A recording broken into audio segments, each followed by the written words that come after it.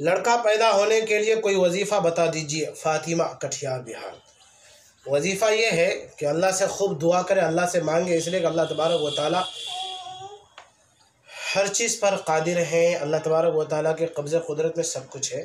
تاہم ایک وظیفہ یہ ہے، بہشتی زور میں بھی یہ موجود ہے، دارالعلوم دیوبند میں بھی موجود ہے، کہ حاملہ کے پیٹ پر 70 بار ایک دائرہ بنائے اور ہر بار یا متینو پڑھے، تو پھر انشاءاللہ اس حمل سے جو بچہ ٹھہرے گا انشاءاللہ وہ لڑکا ہوگا۔